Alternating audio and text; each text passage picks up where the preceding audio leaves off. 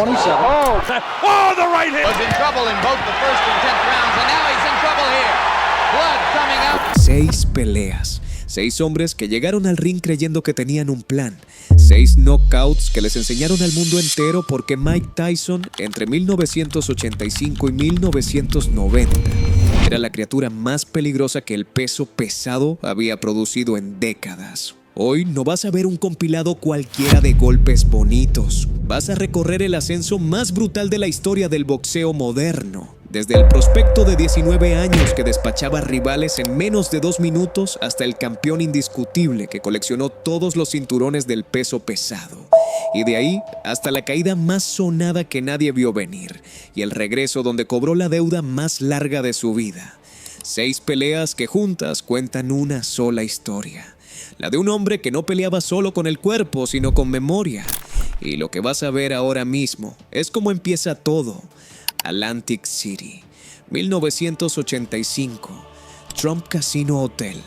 Un chico de 19 años sube al ring para enfrentar al Master of Disaster, un tipo con 15 victorias, con antecedentes penales graves y con la confianza de quien ya se creyó el cuento de que puede frenar al prospecto más peligroso del momento. Alguien en la rueda de prensa menciona a Henry Tillman, el campeón olímpico que le había ganado a Tyson 2 veces en el amateur. Le dice a Iron Mike que Tillman lo controló con movimiento lateral y buen jab, y que esas son habilidades que su rival de esa noche también tiene. No sabía lo que acababa de provocar, porque Tyson escuchaba todo y guardaba todo. La lona lo recibe antes de que su cuerpo entienda lo que pasó. Un segundo está de pie, guardia arriba, plan intacto. Y al siguiente segundo ya no está.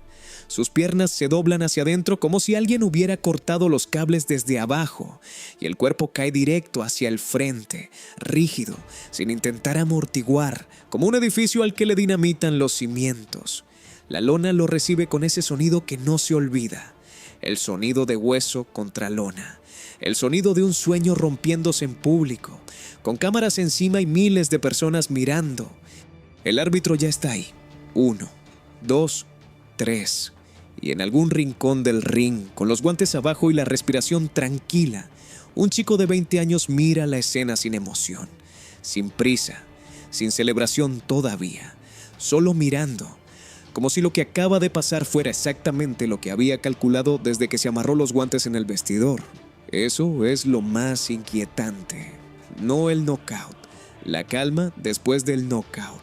Raza, lo que vas a ver hoy no es un compilado cualquiera de golpes bonitos de Mike Tyson. Eso hay de sobra en internet y cualquiera te lo puede armar en una tarde. Lo que vas a entender hoy es por qué el Tyson de estos años era una criatura distinta a todo lo que el boxeo había producido antes. Y por qué los hombres que llegaban a enfrentarlo cometían siempre el mismo error: pensar que lo conocían antes de pararse enfrente de él. Vamos a recorrer 6 peleas. 6 momentos que definen cosas distintas de Iron Mike, pero que juntos cuentan una sola historia.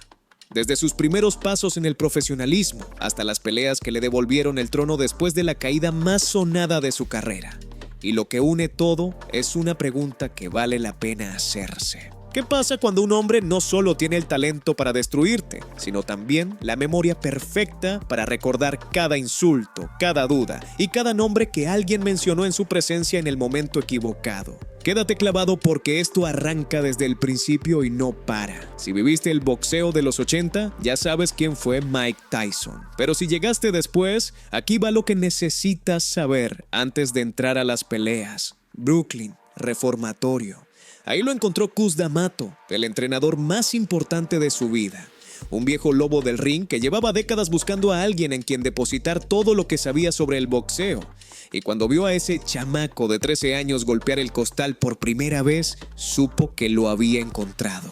El estilo que D'Amato le construyó se llama Peekaboo. Guardia alta, manos pegadas a la cara, cabeza moviéndose de lado a lado sin parar. Cuerpo siempre en zigzag, acercándose, quitándole espacio al rival hasta que no tiene a dónde ir. Y entonces, desde esa distancia corta donde los golpes largos no funcionan, Tyson soltaba combinaciones con una velocidad de manos que no correspondía a ese cuerpo. Un cuerpo que parecía haber sido diseñado en laboratorio para destruir pesos pesados. En la primavera de 1985 arrancó su carrera profesional. Para el otoño ya tenía 8 victorias seguidas, todas por detención. Ni una había llegado a los cartones de los jueces. 0. Eso no pasa por accidente, pero antes de ser el hombre más temido del planeta, Tyson cargaba una herida que muy poca gente entendía desde afuera. En el amateur, había perdido 2 veces contra Henry Tillman, un peleador de Los Ángeles que fue a los Juegos Olímpicos de 1984 y se trajo el oro a casa. Para Mike, eso no era una derrota deportiva normal, era una humillación. El sueño olímpico roto por las manos de alguien que después todo el mundo le mencionaba como referencia de cómo se podía ganarle. Eso lo necesitas saber antes de que empiece la primera pelea. Porque lo que Tyson hacía dentro del ring tenía mucho que ver con lo que cargaba fuera de él. Atlantic City, 9 de octubre de 1985, Trump Casino Hotel. Michael Buffer introduce a un chico de 19 años cuyo nombre ya sonaba como advertencia aunque todavía no tuviera ningún cinturón encima. Pero ojo, mi buen, porque el hombre al otro lado del ring esa noche no era ningún relleno de cartelera. Donnie Long, apodado el Master of Disaster. 28 años, 1,88 m de altura, 15 victorias y 3 derrotas en su récord profesional. Había empezado su carrera en 1981, ganado sus primeros 12 combates y tenía en su historial peleas contra James Broad y contra John Tate, ex monarca de la Asociación Mundial de Boxeo. Hombres serios, hombres grandes. No era un sparring disfrazado de retador. Era en el papel el primer examen de verdad para el joven Iron Mike. Y si eso fuera poco, Donnie Long era un personaje. Antecedentes penales graves, condena por homicidio, cargos de narcotráfico, años huyendo de la justicia. Era la clase de hombre que cuando te mira a los ojos te hace sentir que el peligro real no está en sus puños, sino en su historia. Para la gente que lo conocía, la cárcel probablemente había sido el lugar más seguro en el que Long había estado en mucho tiempo. Y frente a las cámaras, este señor llegó con una actitud que hay que reconocerle, raza. Dijo que podía boxear tan bien como Tyson, que iba a mantenerlo en el centro del ring, que pegaba igual o mejor. Lo dijo con esa tranquilidad de quien ya se creyó el cuento. Pero entonces alguien, en la rueda de prensa, mencionó a Henry Tillman. Le dijo a Tyson que Tillman lo había controlado con movimiento lateral y buen jab, y que esas eran habilidades que Long también tenía. Una observación técnica inocente. Un error fatal, porque Tyson escuchaba todo y guardaba todo.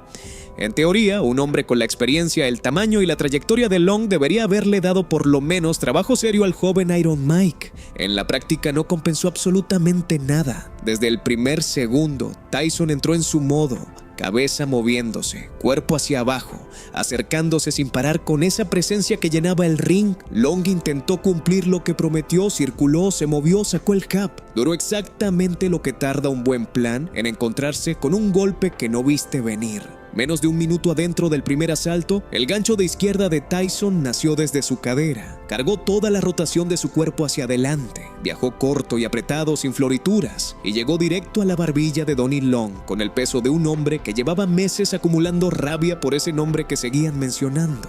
El sonido fue inconfundible, hueso contra hueso. Long se fue al piso, se levantó, sus piernas decían que estaba bien, sus ojos decían otra cosa completamente distinta. Sus ojos miraban a través del árbitro, no al árbitro. Estaba de pie, pero ya en algún lugar entre la conciencia y la oscuridad, funcionando en piloto automático mientras su cuerpo intentaba convencer a todos de que seguía en la pelea. Y Tyson fue por él sin pausa. Un uppercut de derecha subió desde las profundidades de ese ring. Nació en los pies de Tyson, viajó por sus piernas, se cargó con toda la rotación de su cadera, se canalizó a través de su brazo derecho y estalló en la mandíbula de Long con la fuerza de un tren de carga. Luego, el gancho de izquierda de remate, y la lona recibió a Donnie Long por segunda vez, ahora con mucha menos ceremonia, como costal de papas que cae sin que nadie lo atrape. 88 segundos del primer asalto, eso fue todo.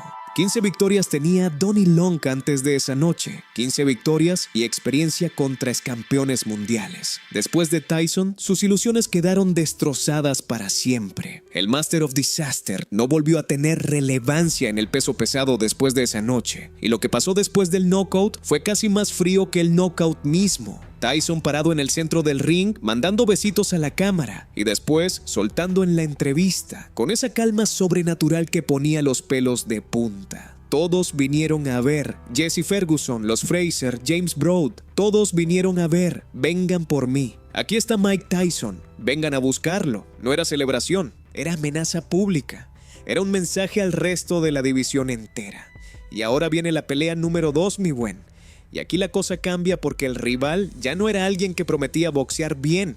Era Trevor Berbick, el campeón mundial del Consejo Mundial de Boxeo, el hombre que le había ganado a Muhammad Ali en la última pelea de Ali, el último hombre que cargaba el cinturón que Tyson quería. Y contra Iron Mike no duró ni 2 asaltos completos. Quédate clavado. Las Vegas, 22 de noviembre de 1986. Solo 13 meses después de despachar a Donnie Long en 88 segundos, Mike Tyson estaba peleando por el campeonato mundial del peso pesado.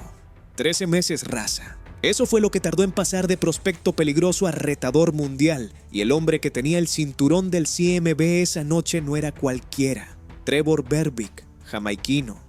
28 victorias y 4 derrotas en su récord. Campeón mundial en funciones, un hombre que había compartido ring con Muhammad Ali, con Larry Holmes, con Ernie Shavers, que había peleado con los más grandes de su generación y había sobrevivido. Y que meses antes había destruido a Pinklon Thomas para unificarse como monarca del CMB con una actuación que muchos consideraron su mejor pelea. Berbick llegó al ring convencido de que la experiencia iba a ser el factor. Que un chico de 20 años, por mucho talento que tuviera, no podía estar preparado para el nivel de las 12 rounds de un combate por el título mundial. Que la presión de ese momento lo iba a ralentizar, lo iba a hacer dudar, le iba a mostrar algo que los rivales anteriores, más pequeños y menos experimentados, no podían mostrarle. En teoría, tenía toda la lógica del mundo de su lado. En la práctica no compensó absolutamente nada, porque Tyson salió al ring esa noche con algo diferente en los ojos, no nervios, no dudas. Esa calma sobrenatural de los que ya tomaron la decisión antes de entrar al ring. Y desde los primeros intercambios quedó claro que Berbick estaba peleando contra algo que no podía comprender del todo. Era como intentar atrapar humo con las manos. Tyson se movía, se escondía detrás de su guardia y cuando encontraba el ángulo, lanzaba combinaciones cortas y brutales que no daban tiempo de respuesta. En el segundo asalto llegó el momento. Un gancho de izquierda que conectó en la sien de Berbick con una precisión de cirujano y la potencia de algo que no tiene nombre exacto. Berbick cayó, se levantó, volvió a caer. Se levantó de nuevo con las piernas yéndose en direcciones distintas, su cuerpo en piloto automático intentando procesar lo que su cerebro ya no podía ordenar bien. La imagen de Berbick tratando de sostenerse mientras sus piernas lo traicionaban completamente se convirtió en una de las más icónicas del boxeo moderno. El árbitro paró la pelea. Mike Tyson, 20 años, se convirtió en el campeón mundial de peso pesado más joven de la historia. Un récord que todavía existe. Berbick nunca volvió a ser el mismo peleador después de esa noche. Siguió en el boxeo años más tarde, pero la derrota ante Tyson marcó el fin de su etapa como élite mundial. Y Tyson, raza, no celebró como uno esperaría que celebrara un chico de 20 años que acaba de ganar el campeonato del mundo. Lloró. Lloró porque Cus D'Amato, el hombre que lo había sacado del reformatorio y construido todo esto, había muerto un año antes sin ver ese momento. La imagen de ese campeón de 20 años llorando en el ring con el cinturón en las manos dice más sobre quién era Tyson que todos los knockouts juntos. Pero quédate clavado, mi buen, porque lo que viene es donde Tyson le explicó al mundo entero que ganar un cinturón no era suficiente, que quería a todos, y el hombre que tenía los otros cinturones se llamaba James Smith, el Bone Crusher, con un knockout sobre Witherspoon en su historial, y contra Tyson duró 12 asaltos, sí, 12, pero de una manera que nadie esperaba. Y mira, raza, lo que te acabo de contar es apenas el principio de este video. Lo que viene a continuación es donde Tyson empezó a coleccionar cinturones como quien colecciona deudas cobradas. La pelea contra Tony Tucker, el campeón de la IBF con 45 victorias en su récord y 0 derrotas, donde Tyson cerró el capítulo de la unificación completa del peso pesado por primera vez en décadas. Y después viene lo que nadie vio venir, la noche en Tokio que cambió todo. Pero antes de meternos ahí, si estás viendo esto y todavía no le has dado al botón de suscribirse, hazlo ahorita mismo y deja el like, que esto se pone muchísimo mejor de aquí en adelante.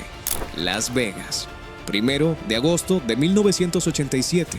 Para este momento, Tyson ya tenía 2 de los 3 grandes cinturones del peso pesado. El del CMB lo ganó contra Berbick. El de la AMB lo ganó contra James Smith en una pelea que se fue a las 12 rounds, pero donde Tyson dominó con autoridad, aunque Smith se pasó gran parte del combate huyendo y abrazando para sobrevivir. Ahora solo faltaba uno, el de la Federación Internacional de Boxeo, y el hombre que lo tenía era Tony Tucker. 45 victorias, 0 derrotas. Campeón invicto de la IBF, 1,93 m de altura, lo que lo hacía uno de los rivales más altos que Tyson había enfrentado hasta ese momento. Tucker tenía todo el arsenal técnico del peso pesado moderno: jab largo, buen movimiento, resistencia comprobada y un knockout sobre James Douglas que le había dado el título vacante de la IBF meses antes. Y Tucker llegó con un plan: usar su altura, usar su alcance, mantener a Tyson a distancia, no dejarse arrimar. En el papel era la estrategia más lógica contra alguien que necesita distancia corta para hacer su daño. En la práctica, mi buen, es más fácil decirlo que ejecutarlo cuando el que tienes enfrente se llama Mike Tyson. Porque Tyson tenía una respuesta para el alcance largo y se llamaba presión constante. No parar de avanzar, no dar respiro, cortar el ring, arrinconar. Y cada vez que Tucker intentaba restablecer la distancia, Tyson ya estaba encima otra vez. Era como intentar mantener alejado a un toro de lidia con las manos desnudas. La pelea se fue a las 12 rounds, algo que no había pasado en la carrera de Tyson hasta ese momento. Tucker fue valiente, aguantó y en algunos asaltos logró conectar golpes limpios que en otro contexto hubieran sido suficientes para cambiar el rumbo de la pelea. Pero Tyson absorbió todo y siguió avanzando, con esa paciencia de pescador que sabe que el pez ya está enganchado y solo es cuestión de tiempo. Los 3 jueces le dieron la pelea a Tyson por decisión unánime. Mike Tyson, con 21 años, se convirtió en el campeón unificado indiscutible del peso pesado. El primero en décadas en tener los 3 grandes cinturones al mismo tiempo. Un logro que en ese momento parecía el inicio de una dinastía que duraría quizás una década. 45 victorias y 0 derrotas tenía Tucker antes de esa noche. Después de Tyson, nunca volvió a pelear por un título mundial indiscutible. La derrota borró el 0 de su récord y con él la posibilidad de reclamar ese nivel de élite que había alcanzado. Y aquí, raza, aquí está la cosa. Porque lo que viene ahora no es otra victoria limpia de Tyson. Lo que viene es la pelea que nadie vio venir. La noche en Tokio donde la máquina más perfecta del peso pesado chocó contra algo que no supo manejar. Tokio, Japón, 10 de febrero de 1990. 23 años de edad, 37 victorias, 0 derrotas. Campeón indiscutible del peso pesado mundial y una racha de knockouts que había convencido al mundo entero de que Mike Tyson era imbatible. El rival esa noche era James Buster Douglas, un peleador de Columbus, Ohio, con un récord decente pero sin nada en su historial que sugiriera que podía hacer lo que estaba a punto de hacer. Douglas había perdido antes, había tenido actuaciones irregulares, era el tipo de peleador al que los expertos llamaban sólido pero no especial. Las casas de apuestas lo ponían como 40-1 contra Tyson, 40-1, mi buen. Eso significa que nadie, absolutamente nadie fuera del campo de Douglas, creía que tenía posibilidades reales. Y en eso estaba el problema que nadie vio venir.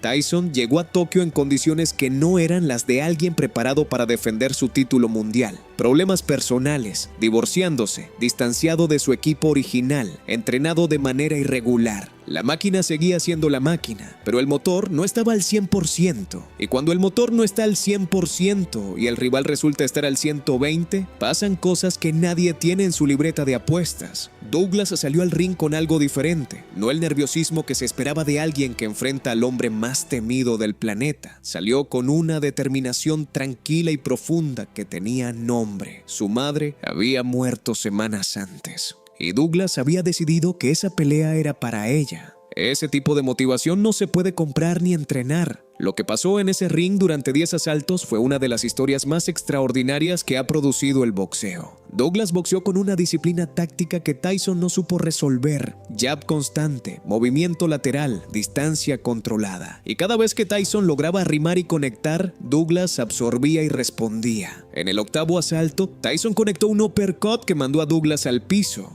El mundo contuvo el aliento. Parecía que la historia iba a seguir siendo la misma de siempre. Douglas se levantó y siguió peleando. 2 asaltos después, en el 10º, Douglas encontró su momento. Una combinación que terminó en un uppercut de izquierda que nació desde sus caderas. Viajó con toda la rotación de su cuerpo, con toda la determinación que cargaba esa noche y estalló en la mandíbula de Mike Tyson con una contundencia que el campeón no había sentido antes en su carrera profesional. Iron Mike cayó. Sus piernas se fueron como si alguien hubiera cortado los cables. La lona recibió su cuerpo de una manera que nadie en ese estadio, nadie en el mundo, había imaginado que era posible. Se levantó, intentó ponerse el protector bucal él mismo con manos que ya no obedecían del todo. El árbitro contó. Y al llegar al 10, por primera vez en su carrera profesional, Mike Tyson había sido noqueado. El mundo del boxeo tardó días en procesar lo que había visto.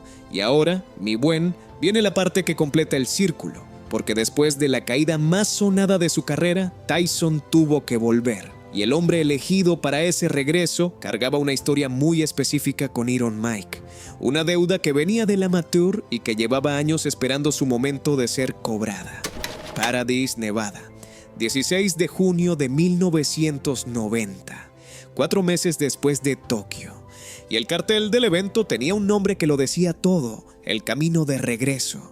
El rival elegido no fue casual: Henry Tillman, el campeón olímpico de 1984, el hombre de Los Ángeles que había derrotado a Tyson 2 veces en el amateur, que había ganado el oro que Mike soñaba ganar y cuyo nombre había acompañado a Tyson durante años como el fantasma de una deuda sin saldar. El mismo Tillman que Donnie Long y todos los expertos habían mencionado delante de Tyson en Atlantic City en 1985. Piénsalo bien, compa. Tyson acaba de vivir la derrota más humillante de su carrera, la que el mundo entero presenció y repitió hasta el cansancio. Y en su primera pelea de regreso le ponen enfrente al hombre que ya le había ganado antes, el que representaba la deuda más personal y más larga de toda su historia. En teoría, eso hacía la pelea complicada. Tillman era campeón olímpico, sabía lo que era ganarle a Tyson y llegaba con el peso psicológico de ese antecedente de su lado. En la práctica no compensó absolutamente nada, porque Tyson no salió al ring esa noche a demostrarle algo a la prensa ni a los analistas. Salió a cobrar, con los ojos de alguien que lleva años guardando algo y por fin tiene la oportunidad de sacarlo. Esa calma sobrenatural de los que ya tomaron la decisión en el vestidor antes de que nadie los viera.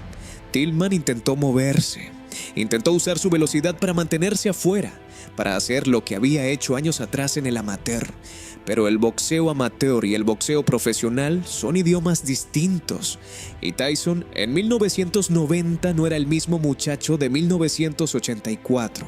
Cuando Tyson encontró su momento, el gancho de izquierda llegó limpio, a media altura del primer asalto, cuando Tillman ya empezaba a verse acorralado sin salida. Sus piernas trataron de responder, pero sus ojos delataban la verdad que su orgullo de peleador no quería aceptar. Sus ojos ya no estaban completamente presentes. La mirada perdida de alguien que acaba de despertar de un sueño del que no recuerda nada. El árbitro contó, y Tillman, el campeón olímpico, el hombre que sabía lo que se sentía ganarle a Mike Tyson, no llegó al 10. 2 minutos y 47 segundos del primer asalto. Ahí mismo se acabó la fiesta. El árbitro levantó el brazo de Tyson y la pregunta que tenía el mundo entero desde Tokio quedó respondida de la única manera que Iron Mike sabía responder las preguntas. Después, frente a la cámara, Tyson dijo algo que conviene escuchar bien. Sin lugar a dudas, soy el mejor peleador del universo y voy a regresar a recuperar el título. No había matices, no había duda, solo la declaración fría de alguien que ya tiene el siguiente paso trazado en la cabeza. Y ahora, raza, viene la pelea que cierra el círculo completo de esta historia. La que conecta todo lo que vimos desde aquella noche en Atlantic City hasta aquí. Porque el camino de regreso no terminaba con Tillman. Terminaba con el hombre que le había quitado los cinturones. Y antes de llegar a Holyfield, había un paso obligatorio que muchos olvidaron, pero que dice mucho sobre lo que Tyson seguía haciendo. Troy, Nueva York, 16 de febrero de 1986. Volvemos un poco en el tiempo, raza, porque hay una pelea que se queda fuera de los grandes titulares, pero que dice algo importante sobre cómo Tyson construyó su reputación antes de llegar al título. Jesse Ferguson, apodado The Snake, 20 victorias y un empate en su récord. Un peso pesado de Filadelfia con estatura y alcance considerables, conocido por su movilidad y por ser difícil de rematar para los peleadores que no sabían cortar el ring. No era un campeón mundial, pero tampoco era relleno. Era el tipo de rival que en circunstancias normales debería ir a las rounds. Y Ferguson llegó con un plan: moverse, escapar, sobrevivir. Que Tyson no encontrara el ángulo para conectar limpio. Era la lógica de alguien que había estudiado las peleas anteriores de Iron Mike y entendía que la clave era no dejarse arrimar. El problema, mi buen, es que Tyson también había estudiado a Ferguson y tenía su propio plan. Desde los primeros asaltos, Tyson cortó el ring con una paciencia que no era lo que la gente esperaba de alguien que había despachado a sus rivales anteriores en el primer asalto. No se apresuró, no se desesperó cuando Ferguson se movía. Fue cerrando el espacio sistemáticamente, como pared que avanza y no puedes detener. En el sexto asalto, Ferguson intentó clinchar para tomar respiro. Y ahí fue donde Tyson, dentro del clinch, conectó un uppercut corto que en el reglamento profesional estaba en zona gris, pero que el árbitro no detuvo. Ferguson sintió el golpe. Sus piernas inmediatamente empezaron a decirle cosas que su cabeza no quería escuchar. Tyson remató. Y el árbitro paró la pelea en el sexto asalto por nocaut técnico. 20 victorias tenía Ferguson antes de esa noche. Después de Tyson, la Snake jamás volvió a pelear en el nivel en que había estado. Esa derrota marcó un antes y un después en su carrera de una manera que el récord escrito no captura del todo. Pero lo que importa de esta pelea no es el nocaut en sí. Lo que importa es que Tyson mencionó a Ferguson por su nombre en aquella entrevista después de despachar a Long. Todos vinieron a ver, dijo. Jesse Ferguson vino a ver. Eso significa que Tyson ya lo tenía en la lista antes de que se firmara el contrato. Ya sabía que Ferguson iba a venir y cuando llegó el momento, la pelea duró 6 asaltos. Sí, pero no porque Ferguson lo pusiera en problemas reales, sino porque Tyson en ese periodo a veces se tomaba su tiempo antes de soltar el golpe definitivo. Y aquí, raza, es donde hay que hacer zoom out. Dejar de contar peleas individuales y ver qué une todo lo que acabamos de recorrer. Porque hay un patrón que recorre desde Donnie Long hasta Henry Tillman, desde Trevor Berbick hasta Tony Tucker, desde la caída en Tokio hasta el regreso contra el hombre de la deuda más larga. El patrón es este. Tyson no peleaba solo con el cuerpo, peleaba con memoria. Donnie Long mencionó que iba a boxear igual que Tillman. Fatal, pagó en 88 segundos. Berbick llegó con la lógica de que la experiencia vencería al talento joven. No compensó nada. Cayó en 2 asaltos con las piernas yéndose en 3 direcciones distintas. Tucker llegó con el plan del alcance largo y el jab, que en teoría era correcto. En la práctica, cuando Tyson decidió que era hora, Tucker no pudo hacer nada con ese plan. Douglas llegó con algo que Tyson no supo manejar, una determinación que venía de un lugar más profundo que el entrenamiento. Y eso, mi buen, es lo que hace que la caída en Tokio no sea solo una derrota deportiva. Es el momento donde la memoria y la rabia de Tyson no fueron suficientes, porque Douglas esa noche no estaba peleando por un cinturón. Estaba peleando por algo que no tiene precio en el mercado. Y después de Tokio, Tyson volvió y despachó a Tillman en menos de 3 asaltos. Al hombre cuyo nombre había cargado como fantasma durante años. La deuda más larga de su historia, cobrada en 2 minutos y 47 segundos. Eso es lo que hace que estas peleas juntas cuenten algo más grande que cada una por separado. No son victorias sueltas ni una derrota suelta. Son los capítulos de un hombre que construyó su identidad sobre la base de no dejar deudas sin cobrar, que convirtió cada insulto, cada duda, cada nombre que alguien mencionó en su presencia en el momento equivocado, en gasolina para el siguiente combate. Eso no se entrena. Eso se trae de fábrica o no se trae. Y lo más interesante, raza, lo que muy poca gente dice en voz alta, es que esa misma característica que lo hacía tan peligroso dentro del ring fue también parte de lo que lo hizo vulnerable fuera de él. Un hombre que funciona con deudas acumuladas necesita siempre alguien a quien cobrárselas. Y cuando no tiene ese foco, cuando la rabia no tiene dirección, cuando el entrenamiento no está y los problemas personales lo consumen, la máquina falla. Tokio fue la prueba. Pero Tyson respondió a Tokio de la única manera que sabía, volviendo al ring, cobrando la deuda más cercana que tenía pendiente y declarando frente a las cámaras que era el mejor peleador del universo y que iba a recuperar lo que era suyo. Eso, mi gente, eso es lo que hace que la historia de estos años de Tyson no sea solo una sucesión de knockouts brutales. Es la historia de alguien que no sabe vivir sin tener algo que demostrar. Y hay algo que no se puede dejar fuera de esta historia, raza. Porque el boxeo no termina cuando el árbitro para la cuenta. El boxeo sigue en los años que vienen, en lo que les pasa a los hombres que se quedan tirados en esa lona. Donnie Long, el Master of Disaster, el hombre que llegó al Trump Casino Hotel prometiendo que iba a dominar a Tyson. Duró 88 segundos. Y después de esa noche, su carrera en el peso pesado nunca recuperó el nivel que lo había llevado a ser considerado el primer examen serio de Iron Mike. Siguió peleando algunos años más, sí, pero en carteleras menores, contra rivales de menor nivel. La derrota ante Tyson lo marcó de una manera que el tiempo no borró. Trevor Berbick, el hombre que había compartido ring con Muhammad Ali en la última pelea de Ali, que había derrotado a Ernie Shavers y a Pinklon Thomas, que llegó al Hilton de Las Vegas como campeón mundial en funciones, las piernas yéndose en 3 direcciones mientras intentaba sostenerse. Después del gancho de Tyson, se convirtieron en su imagen definitiva.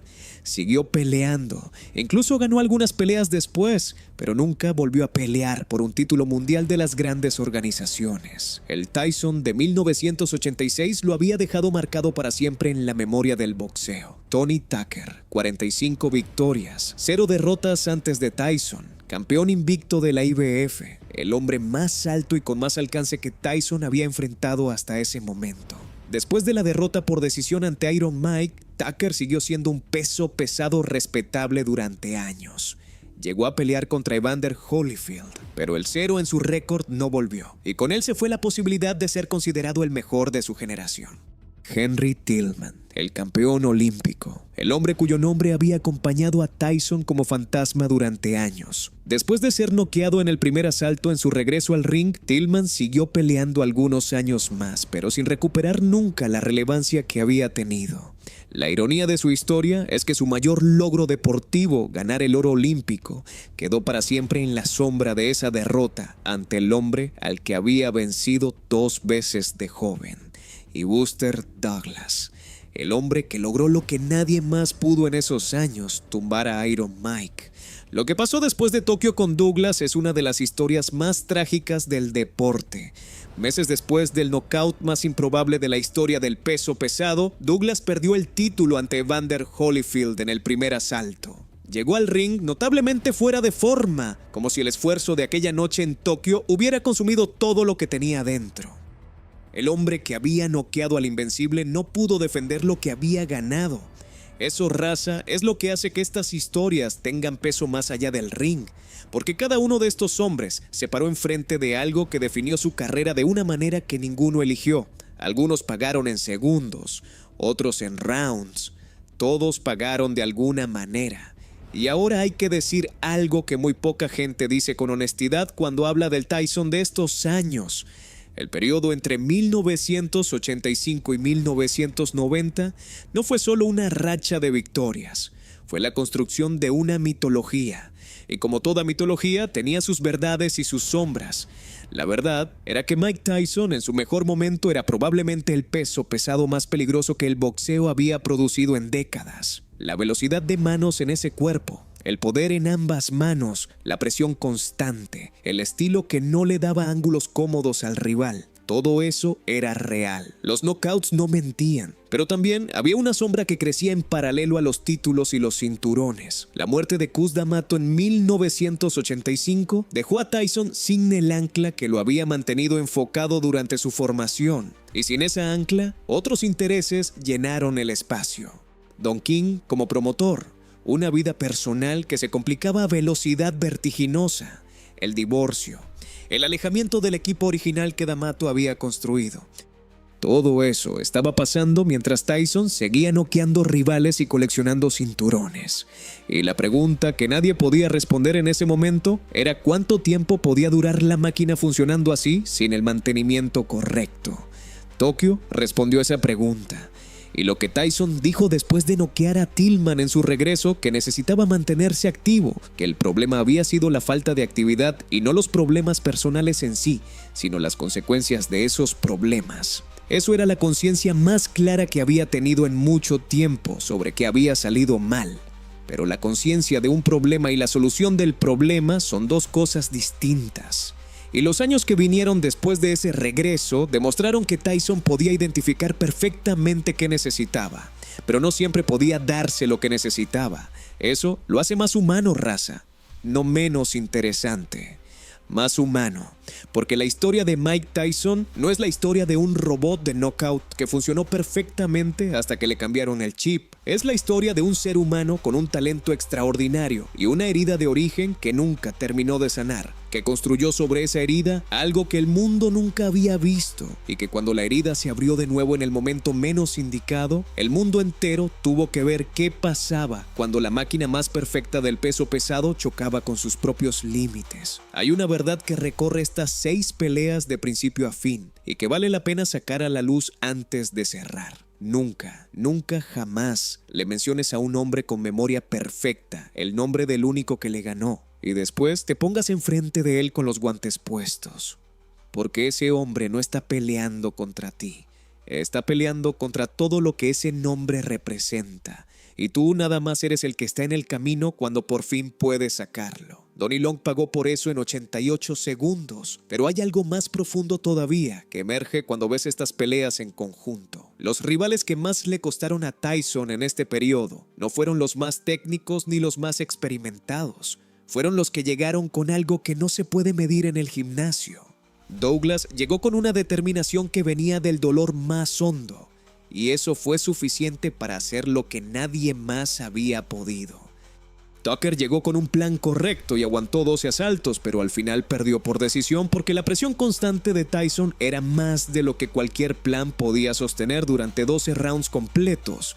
Berbick llegó con experiencia real y cayó en 2 asaltos porque la experiencia no te prepara para algo que no has visto antes. Y ahí está la lección que nadie enseña en las academias de boxeo. El talento solo no explica a Tyson, la motivación solo tampoco. Lo que hace que esas peleas sean lo que son es la combinación de un talento físico excepcional, con una necesidad emocional de probar algo que nunca terminaba de estar probado. Cada victoria alimentaba la siguiente necesidad. Cada cinturón ganado abría la pregunta de cuál era el siguiente. Y cuando esa ecuación se desequilibró, cuando los problemas externos consumieron la energía que normalmente iba al ring, Tokio pasó. Eso, mi gente, es lo que hace que la historia del Tyson de estos años no sea solo una sucesión de knockouts para disfrutar en video. Es una lección sobre lo que pasa cuando el talento y la herida caminan juntos, cuando se alimentan mutuamente, y sobre lo frágil que puede ser incluso la máquina más perfecta cuando pierde el equilibrio que la mantenía funcionando.